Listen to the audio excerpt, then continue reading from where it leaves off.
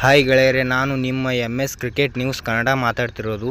ಈಗ ನಾ ಹೇಳೋದೇನೆಂದರೆ, ಪಾಕ್ ವಿರುದ್ಧ ಪಂದ್ಯದಲ್ಲಿ ಟೀಮ್ ಇಂಡಿಯಾದ ಓಪನಿಂಗ್ ದೊಡ್ಡ ಬದಲಾವಣೆ. ಐರ್ಲೆಂಡ್ ವಿರುದ್ಧ ಏಕಪಕ್ಷೀಯ ಜಯದೊಂದಿಗೆ ಟೀಮ್ ಇಂಡಿಯಾ T20 ವಿಶ್ವಕಪ್ ಅಭಿಯಾನ ಆರಂಭಿಸಿದೆ.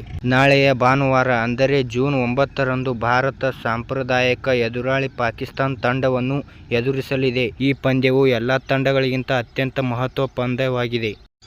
T20 ವಿಶ್ವಕಪ್ 2024ರ ಪ್ರತಿಷ್ಠೆಯ ಫೈಟ್ಗೆ ಮುನ್ನ ಪಾಕಿಸ್ತಾನದ ವಿರುದ್ಧ ಟೀಮ್ ಇಂಡಿಯಾದ ಆರಂಭಿಕ ಜೋಡಿ ಏನಾಗಲಿದೆ ಎಂಬ ಕುತೂಹಲ ಭಾರತೀಯ ಕ್ರಿಕೆಟ್ ಅಭಿಮಾನಿಗಳಿಗಿದೆ. ರೋಹಿತ್ ಶರ್ಮಾ ಮತ್ತು ವಿರಾಟ್ ಕೊಹ್ಲಿ ಐರ್ಲೆಂಡ್ ವಿರುದ್ಧ ಭಾರತಕ್ಕೆ ಇನ್ನಿಂಗ್ಸ್ ತೆರೆದರು.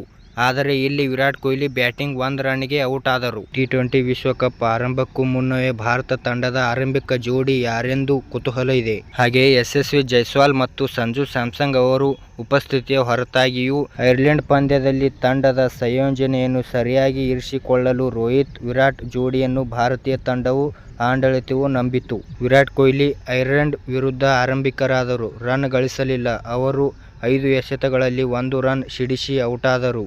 ಕೆಲವು ಕ್ರಿಕೆಟ್ ತಜ್ಞರು ವಿರಾಟ್ ಕೊಹ್ಲಿಗೆ ಸೂಕ್ತವಾದ ಸ್ಥಾನ ಎಂದರೆ ಅದು 3ನೇ ಸ್ಥಾನ ಎಂದು ಹೇಳಲಾಗುತ್ತಿದೆ.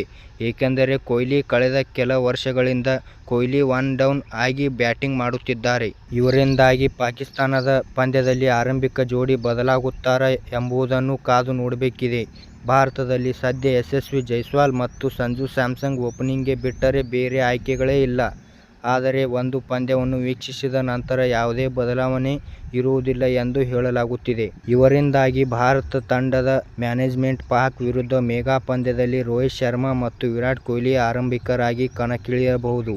ಆದರೆ ಕೊನೆಗೆ ಏನಾಗುತ್ತದೆ ಎಂಬುದನ್ನು ನೋಡಲು ಭಾನುವಾರವರೆಗೂ ಕಾಯಬೇಕು.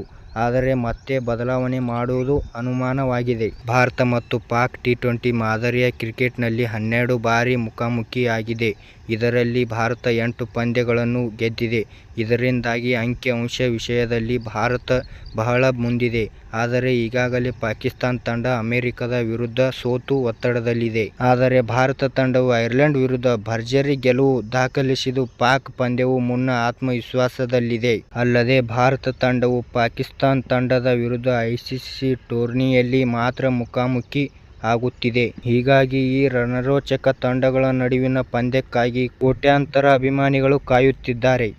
ಹಾಗೆಯೇ ನಮ್ಮ ವಿಡಿಯೋ ಇಷ್ಟವಾದರೆ ಸಬ್ಸ್ಕ್ರೈಬ್ ಮಾಡಿ ಮತ್ತು ಹೇಗೆ ಆಗಿದೆ ಎಂದು ಕಮೆಂಟ್ ಮಾಡಿ ಮತ್ತು ಶೇರ್ ಮಾಡಿ. ಎಲ್ಲರಿಗೂ ನಮಸ್ಕಾರ.